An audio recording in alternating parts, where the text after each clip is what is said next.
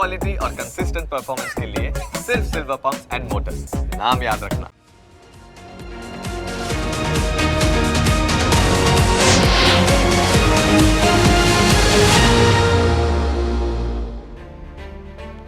તમને સ્પર્શતા તમામ સમાચારોની છે અમને ફિકર ને એટલે જ હું આપના માટે લઈને આવ્યો છું પ્રાઇમ 9 વિથ જીગર। પ્રાઇમ 9 માં આજે વાત કરીશું સુરતમાં થયેલી ઘટનાની અને સવાલ હવે એ ઊભો થઈ રહ્યો છે કે હિંસામાં કોનો હાથ।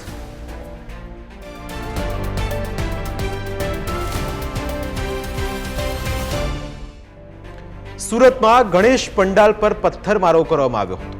શા માટે પાકિસ્તાન અને બાંગ્લાદેશ જેવી ઘટનાઓ આપણા ગુજરાતમાં બની રહી છે?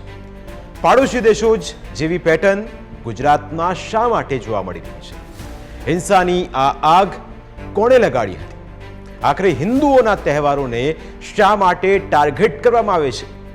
સુરત જ નહીં, સમગ્ર ગુજરાત આ મુશ્કેલ સવાલોનો જવાબ મેળવવા માંગે છે। હિન્દુઓ પાસેથી સુરક્ષિત અને શાંતિનો ઉત્સવ ઉજવવાનો અધિકાર પણ શું છીનવી લેવામાં આવી રહ્યો છે? આ હિંસામાં કોંગ્રેસનો હાથ હોવાના ગંભીર આરોપ પણ લાગ્યા છે। આ મામલે સંપૂર્ણપણે તપાસ થવી જ જોઈએ, સચ્ચાઈ બહાર આવી જ જોઈએ, નહીં તો એ દિવસો દૂર નથી કે સુરક્ષિત ગણાતા ગુજરાતમાં શું હિન્દુઓ તહેવાર પણ ન ઉજવી શકે?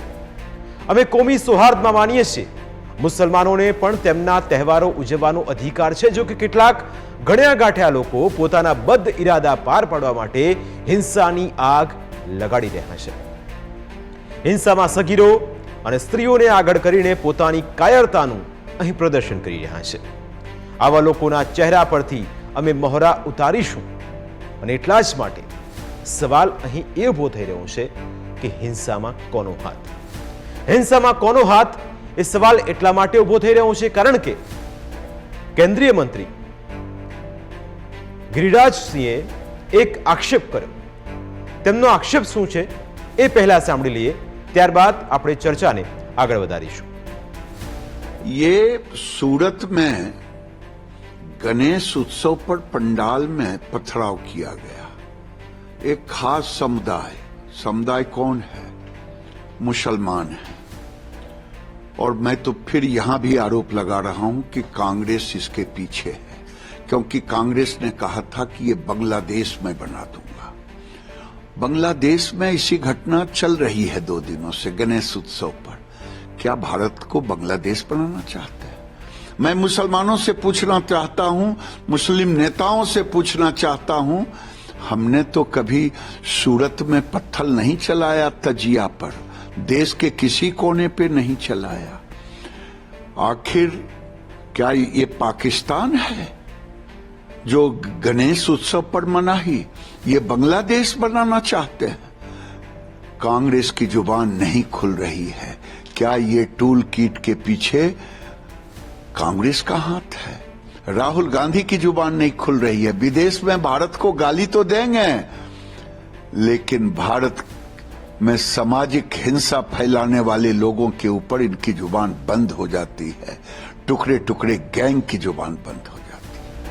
આપણી આ ચર્ચામાં આજે જોડાયા છે કોંગ્રેસના નેતા અસલમ સાયકલવાલા, બીજેપી નેતા મહેશ પુરોહિત અને નિલેશ અકબરી જે વીએચપીના નેતા છે। આપ તમામનું સ્વાગત છે।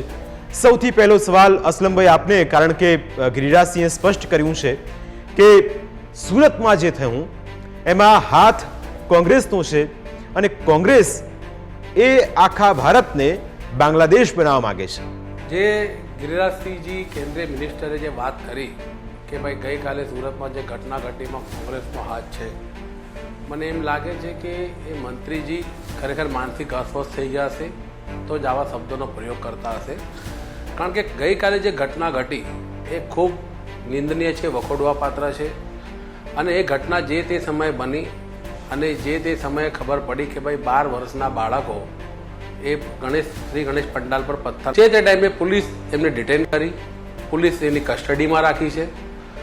પરંતુ આવી રીતે ગિરિરાજસિંહ જે વાત કરી છે એકદમ હાસ્યાસ્પદ લાગે છે અને પાયા વિહોણી વાત છે, એટલા માટે કે ગઈકાલથી સુરતના પોલીસના ઉચ્ચ અધિકારીઓ સહિતનો સમગ્ર staff, police commissioner Shri Anupamsinh Gehlot અને ગૃહ રાજ્યમંત્રી શ્રી હર્ષ સંઘવીજી પોતે સ્થળ પર છે, ઘણીવાર સ્થળની વિઝિટ કરી ચૂક્યા છે, પૂરતું મોનિટરિંગ રાખી રહ્યા છે. અને જો કોંગ્રેસનો હાથ હોત તો હર્ષ સંઘવીજી ઢોલ નગારા વગાડીને કહેતે. પરંતુ આ દિલ્હીમાં બેઠા ગિરિરાજસિંહ બોલે છે એટલે અમને હસવું આવે છે કે એમની માહિતી એમને પહોંચાડનાર કાં તો બેવકૂફ માણસ છે, કાં તો બોલનારને સમજ નથી પડતી. અને સુરત માટે આવા શબ્દોનો પ્રયોગ કરે એ યોગ્ય નથી. કારણ કે જે ઘટના સુરતમાં ઘટી એ સુરતનો કલ્ચર નથી, સુરતની સંસ્કૃતિ નથી. એટલા માટે કે કોટ વિસ્તારનો એક ઇતિહાસ છે કે દરેક સમાજના, દરેક ધર્મના લોકો એકબીજાના ધર્મના આસ્થાના કેન્દ્રોને, ધર્મના તહેવારોને ખૂબ માન સન્માન આપતા આવ્યા છે, ઉજવતા આવ્યા છે. કોઈ પણ દિવસ અહીંયા ક્યારેય કોઈ એવો કાંકરી ચાળો થયો નથી. અને આ બાળકોની બાળ બુદ્ધિના કારણે જે ઘટના ઘટી એ ખરેખર ખૂબ જ દુઃખદ છે. પરંતુ એના પછી જે રાજકારણ રમાયું છે એ પણ એટલું જ દુઃખદ છે. અને અમે તો એટલી જ અપેક્ષા રાખીએ કે આમાં કોંગ્રેસનો હાથ છે. આવી પાયાવિહોણી વાત કરીને આખી વાતને ગેરમાર્ગે દોરવી એ યોગ્ય નથી. હું સીધો સાબિતી સાથે કહું છું કે કોંગ્રેસના દરેક કાર્યકર્તાએ ગઈકાલે આ ઘટના ઘટી તો એને સોશિયલ મીડિયા પર એને સખત શબ્દોમાં વખોડી. અમે માંગણી કરી કે જે પણ આમાં કસૂરવાર હોય એ તમામની સામે કાયદેસરના કડક દાખલારૂપ કાર્યવાહી કરજો. જે સીસીટીવી ફૂટેજમાં પથ્થર મારતો દેખાય સમ એ કોઈ અસામાજિક છે, કોઈ મુસ્લિમ નથી, કોઈ હિન્દુ નથી. એની સામે કડકમાં કડક કાર્યવાહી કરવી જોઈએ કે જેણે અમારા સુરતમાં શાંતિનો ભંગ કરવાનો પ્રયાસ કર્યો હોય એને છોડવામાં ના આવે. અમે એ પણ ડિમાન્ડ કરી કે દોષી છૂટી જાય અને નિર્દોષ ભોગતાઈ જાય કે નિર્દોષ દંડાઈ જાય એ નીતિએ પણ કામ ના કરતા, કોઈ એક ચોક્કસ કોમને ટાર્ગેટ કરીને પણ કામ ના કરતા. પરંતુ દુઃખ એ બાબતનું થાય છે કે ગિરિરાજસિંહને પૂરતી માહિતી ના મળી. એમને ખરેખર પૂરતી માહિતી જો મેળવી હોત તમને ખબર પડતે કે ભારતીય જનતા પાર્ટીના નેતાઓ જે બાળકોની ઘટના ઘટી, જે ગણેશ પંડાલ પર પથ્થર મારો થયો કે પથ્થર ફેંકવામાં આવ્યો, એના પછી જે સૈયદપુરા પોલીસ ચોકી ખાતે હજારોના ટોળા ભેગા હતા અને એ ટોળાને પોલીસ જ્યારે શાંત કરવાનો પ્રયાસ કરતી હતી, જે તે સમયે પોલીસની હાજરીમાં સૈયદપુરા પોલીસ ચોકી પર ભાજપ મહિલા મોરચાના એક આગેવાન લોકોને ઉશ્કેરણીજનક ભાષણો કરતા હતા, લોકોને ઉશ્કેરતા હતા. લોક ટોળા જોર જોરથી બુલડોઝરના નારા લગાવતા હતા. અને એટલું ઓછું હે એ મહિલાની ઉશ્કેરણી ઓછી પડતી હોય એમ ત્યાંના સ્થાનિક સુરત ઉત્તર વિધાનસભાના ધારાસભ્ય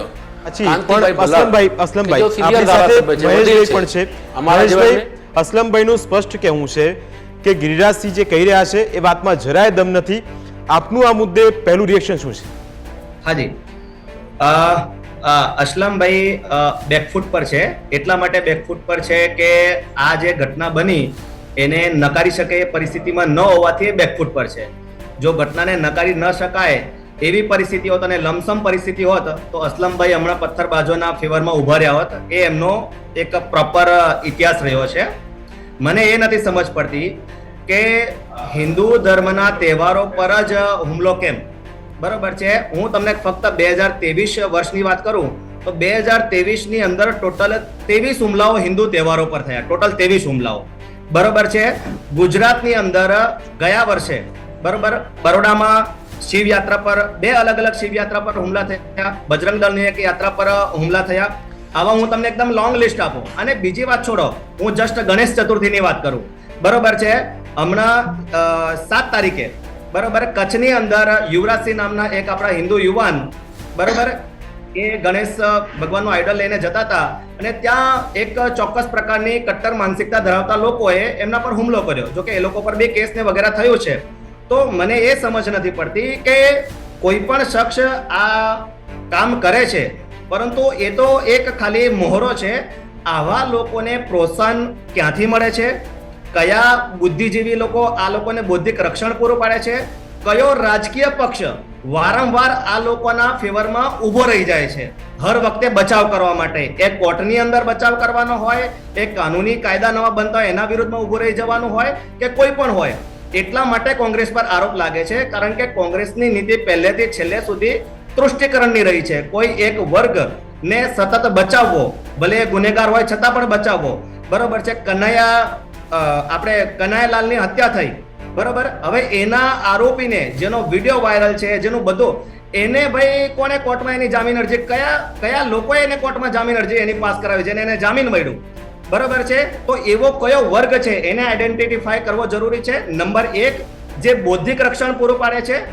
નંબર 2, એવો કયો રાજનીતિક પક્ષ છે જ્યારે આ ટાઈપના ધાર્મિક હુમલા હિન્દુ યાત્રાઓ પર થાય છે ત્યારે સડનલી ગમે તેમ કરીને એ લોકો એના ફેવરમાં આવી જાય છે. અને એવો કયો સમાજ છે જે આ રીતે જે ગુંડાગર્દી કરે છે તેવા લોકોના પક્ષે એની જમાનત કરાવે છે. આ 3 લોકો દોષી છે. બિલકુલ. નિલેશભાઈ પણ આપણી સાથે છે. નિલેશભાઈ, આપને લાગે છે કે જે તૃષ્ટિકરણની એક રાજનીતિ શરૂ થઈ છે એ આ ઘટના પર થવી જોઈએ? કારણ કે અહીં તમે જુઓ કે ધાર્મિક પ્રસંગો પર અને જ્યાં આસ્થા સાથે જોડાયેલો વિષય હોય નિલેશભાઈ, ત્યારે આ પ્રકારની ઘટનાઓ થવી એ ચોક્કસ એક તો પહેલી દુઃખદાયક છે. એ ગમે તે પક્ષે હોઈ શકે, આવું થવું જ ના જોઈએ. બીજેપી કોંગ્રેસનો પોતપોતાનો મત હોઈ શકે, પણ વીએસપીનો આ મુદ્દે શું કહેવું છે નિલેશભાઈ? જે ઘટના બનતી આવી છે અને કાલે સુરત શહેરના સૈયદપુરા વિસ્તારની અંદર જે ઘટના ઘટી છે એ ખૂબ જ ગંભીર બાબત છે. બાળકોના હાથમાં પથ્થર આપીને બાળકોને આગળ કરીને આ પ્રકારના ઘટનાઓને અંજામ આપવો, આ કાશ્મીરની અંદર જે પ્રકારે બાળકો પથ્થરમારો કરતા વર્તન છે, આ જે ગજવાએ હિન્દની માનસિકતાનું આ પુનરાવર્તન સુરત શહેરની અંદર કાલે જોવા મળ્યું છે. આ પ્રકારની માનસિકતા ધરાવતા જે લોકો છે એ ખુલ્લા પડી ગયા છે. હવે એને કોઈ પ્રકારે કોઈ બાનાબાજીથી એને છુપાવી શકાય એમ નથી. એનું ઉદાહરણ સુરતની અંદર કાલે પુરવાર થયું છે. આ પહેલી વહેલી ઘટના નથી. ગયા વર્ષે પણ બેગમપરાની અંદર ગણપતિના પંડાલ ઉપર હુમલો કરવામાં આવ્યો હતો.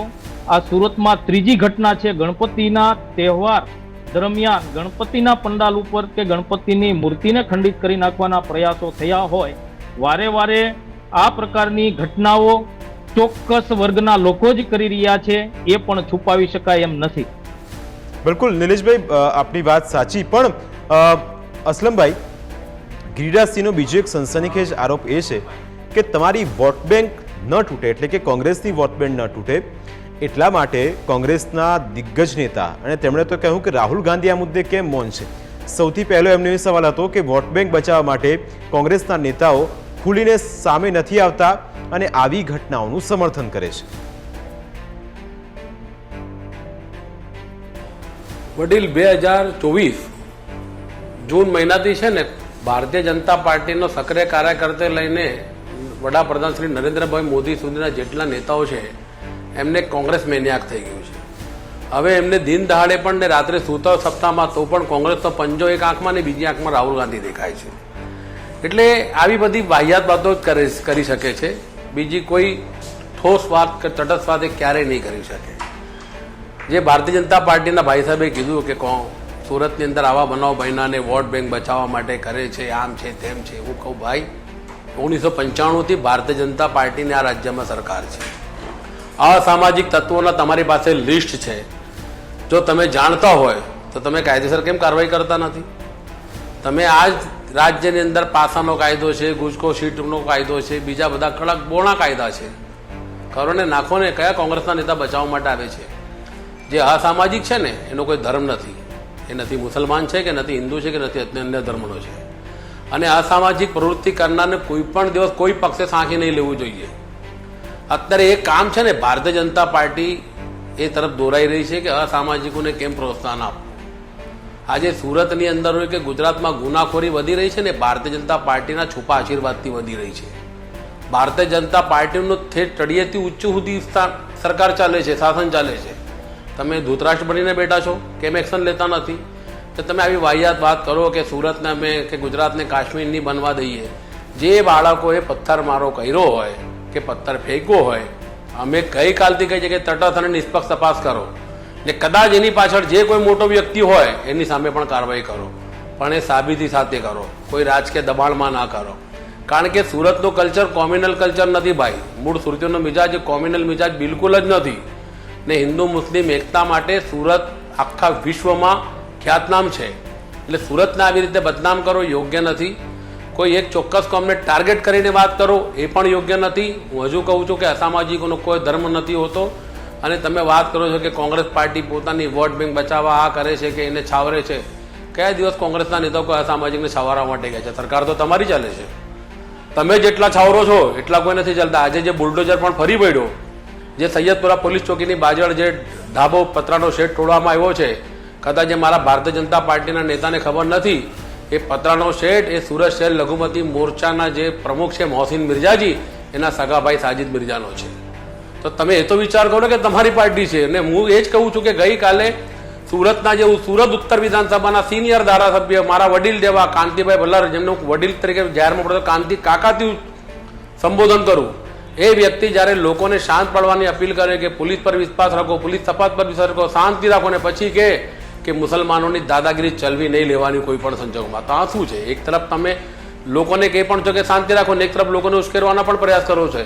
અને હું સીધો આક્ષેપ કરું છું કે કાંતિભાઈ ભલ્લાર અને મહિલા મોરચાના જે આગેવાન હતા, એના ઉશ્કેરણીજનક ભાષણ પછી જ ત્યાં વાતાવરણ. બિલકુલ મહેશભાઈ આપણી સાથે છે. અસલમભાઈ, મહેશભાઈ, આપની પાર્ટી પર આક્ષેપ થઈ રહ્યો છે કે આપના ધારાસભ્ય અને એક મહિલા નેતાના કહેવા પછી સુરતની સ્થિતિ બગડી હતી. શું આ વાત સાચી છે? એટલે અસલમભાઈ એવું કહેવા માંગે છે કે ભાજપના જે નેતા છે એમણે જે કટ્ટર માનસિકતાના લોકો હતા એમને ઘરે ગયા અને એમણે એવું કીધું કે ભાઈ જાઓ અને ગણેશ પંડાલ પર હુમલો કરો. એટલે એ રીતે થયું છે, આ વસ્તુની શરૂઆત થઈ છે. ભાઈ સમજો, તમે મૂળ સુધી તમારે જવું નથી, બરોબર છે? આ કોઈ અલાયદી કે અપવાદરૂપ ઘટના નથી. આ સતત અને વારંવાર થતી ઘટના છે. તમારે એના મૂળ સુધી જવું જોઈએ. કેમ કોઈ ચોક્કસ એક કોમ્યુનિટી બીજા કોઈ ધર્મના કોઈ પણ પ્રકારના તહેવારોથી એ અકળાઈ જાય છે, તો એની શિક્ષા વ્યવસ્થામાં ક્યાં ખામી છે ત્યાં જાઓ. અને કેમ કોઈ ચોક્કસ પર્ટિક્યુલર કમ્યુનિટી જ આવી વસ્તુમાં ઇન્વોલ્વ હોય છે, બરાબર છે? મેં તમને કીધું કે 2023 ની અંદર હિન્દુ ધર્મના કોઈ પણ તહેવાર પર ટોટલ 23 હુમલા થયા. તો એ 23 હુમલાઓ થયા તો એમાં સામે કોઈ એક ચોક્કસ કમ્યુનિટી જ હતી. તે કોઈ પારસીની હતા, તે કોઈ જૈન ન હતા, તે કોઈ શીખ ન હતા. કેમ કોઈ ચોક્કસ કમ્યુનિટીના લોકો જ હતા.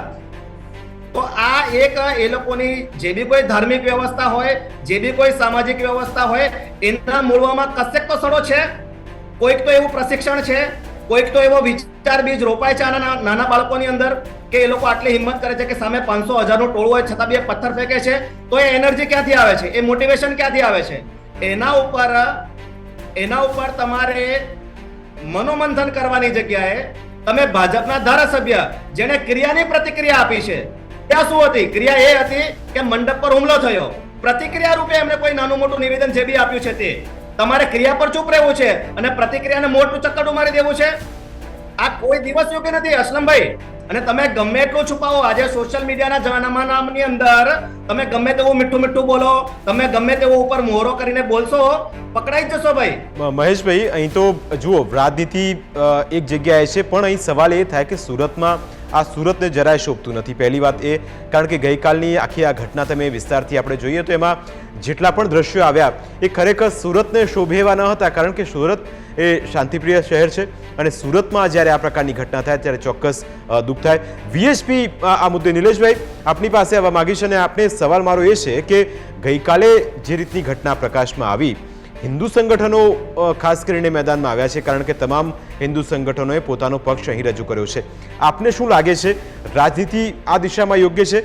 કારણ કે અહીં બંને સમુદાયની એક તો લાગણી દુભાય, વયમનસ્ય ઊભું થાય અને આવું જ્યારે થાય ત્યારે ચોક્કસ છે કે શહેરની શાંતિ ડહોળાય.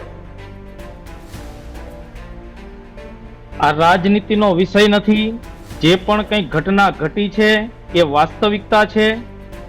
બાળક બુદ્ધિ બોલીને છટકી જવાનો પ્રયત્ન કરનારા લોકોને મારો સવાલ છે કે બાળક બુદ્ધિએ જો પથ્થર મારો ફેંકો ગણપતિના પંડાલ ઉપર અને પછી જે કંઈ ઘટનાઓ ઘટી, એક ચોક્કસ કોમના ઘરો ઉપરથી, ઘરોની છત ઉપરથી જે પ્રકારે પથ્થરોનો વરસાદ થતો હતો, એ પથ્થરો આવ્યા ક્યાંથી?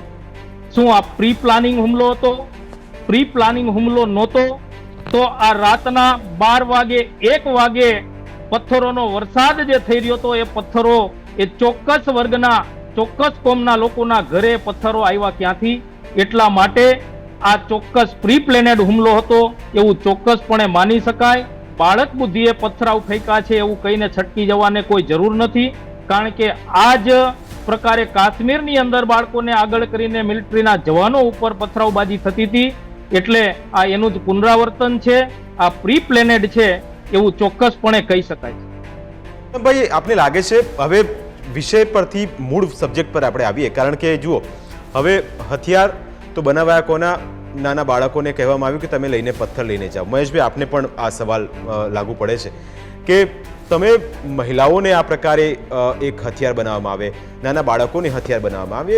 આ બાંગ્લાદેશ પાકિસ્તાનની આખી આ પેટર્ન છે, અને એ જો આ રીતે સુરત શહેર અથવા તો ગુજરાતના એક પણ શહેરમાં થતી હોય એને સાખી ન લેવાય. અને જ્યારે રાજ્યના ગૃહમંત્રી ખુદ કહેતા હોય કે કાયદામાં રહેશો તો ફાયદામાં રહેશો, તો પછી અસલમભાઈ, શું સમાજના એક અગ્રણી તરીકે, એક લીડર તરીકે આપ એ વસ્તુ મેસેજ કન્વે કરી શકાય કે આ પ્રકારનું વર્તન કોઈને પણ શોભતું નથી?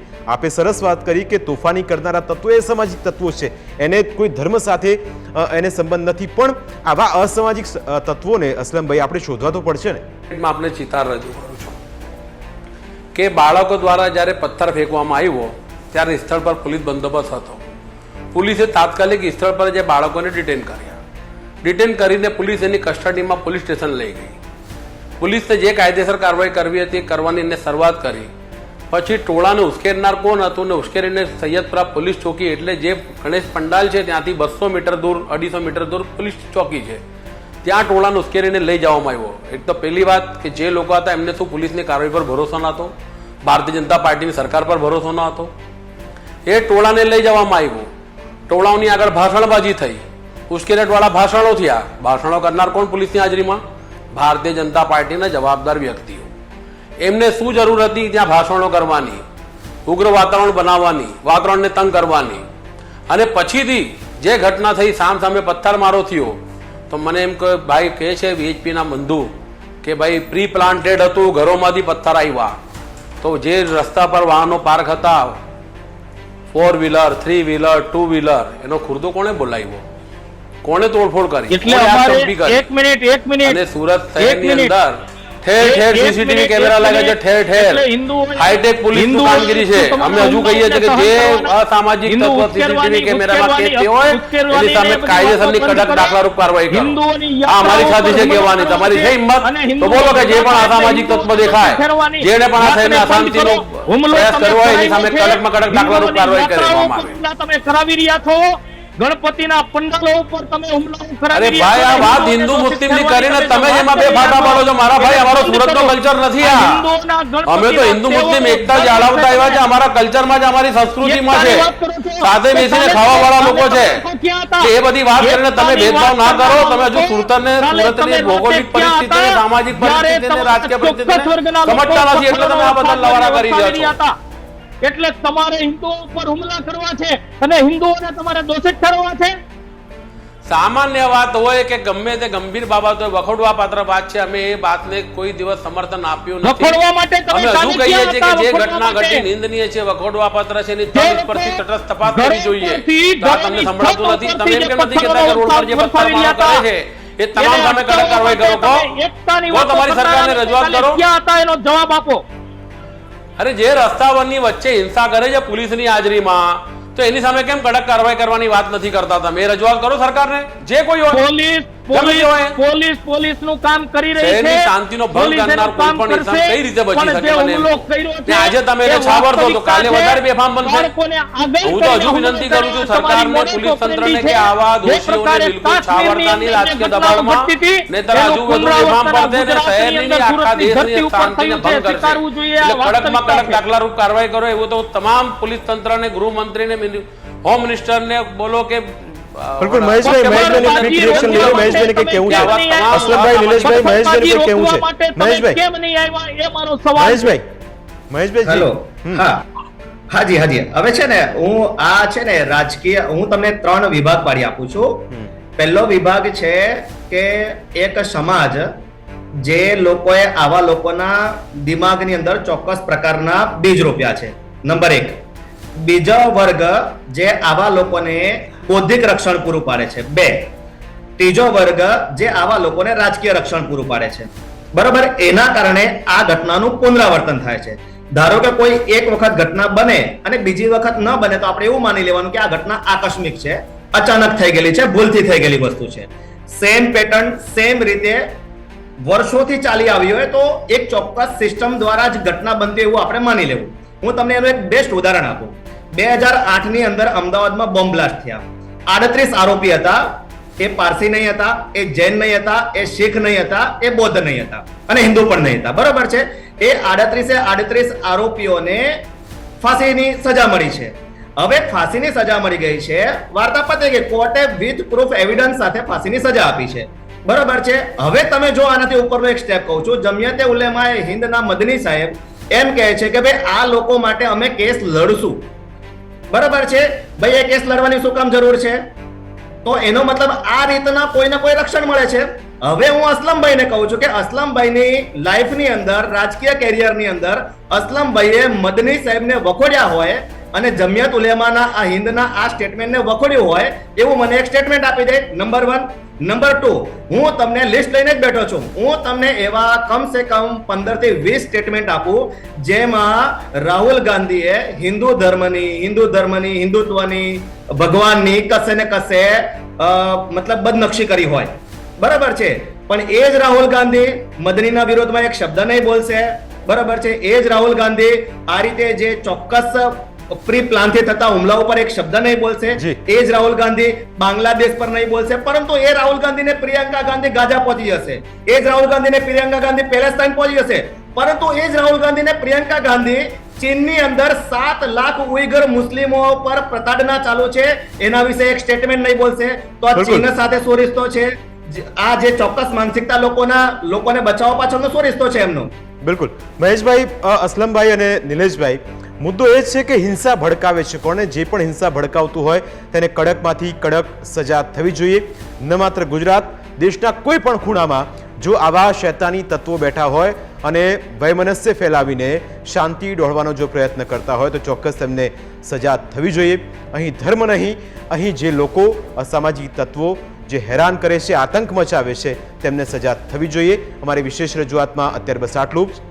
આપ તમામ અમારી સાથે ચર્ચામાં જોડાયા, આપનો પણ ખૂબ ખૂબ આભાર. તો ફરી મળીશું આપને સ્પર્શતા મુદ્દા સાથે. ત્યાં સુધી રજા આપશો. નમસ્કાર.